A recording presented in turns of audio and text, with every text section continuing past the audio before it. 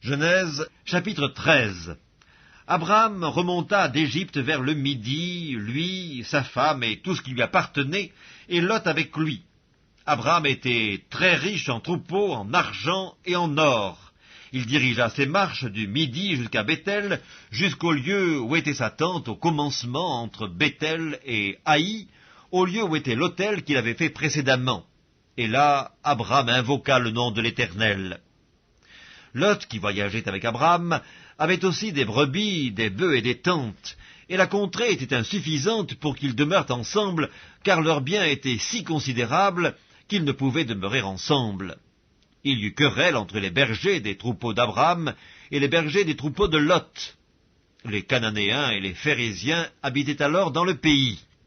Abraham dit à Lot, « Qu'il n'y ait point, je te prie, de dispute entre moi et toi, ni entre mes bergers et tes bergers, car nous sommes frères.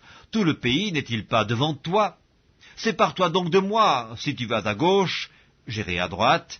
Si tu vas à droite, j'irai à gauche. » Lot leva les yeux et vit toute la plaine du Jourdain qui était entièrement arrosée. Avant que l'Éternel eût détruit Sodome et Gomorrhe, c'était jusqu'à Tsoar, comme un jardin de l'Éternel, comme le pays d'Égypte. Lot choisit pour lui toute la plaine du Jourdain, et il s'avança vers l'Orient. C'est ainsi qu'ils se séparèrent l'un de l'autre.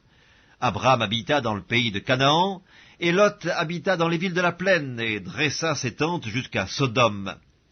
Les gens de Sodome étaient méchants et de grands pécheurs contre l'Éternel. L'Éternel dit à Abraham, après que Lot se fut séparé de lui, « Lève les yeux et du lieu où tu es, regarde vers le nord et le midi, vers l'Orient et l'Occident, car tout le pays que tu vois, je le donnerai à toi et à ta postérité pour toujours. Je rendrai ta postérité comme la poussière de la terre, en sorte que, si quelqu'un peut compter la poussière de la terre, ta postérité aussi sera comptée. Lève-toi, parcours le pays dans sa longueur et dans sa largeur, car je te le donnerai. » Abraham leva ses tentes et vint habiter parmi les chênes de Mamré qui sont près d'Hébron, et il bâtit là un autel à l'Éternel.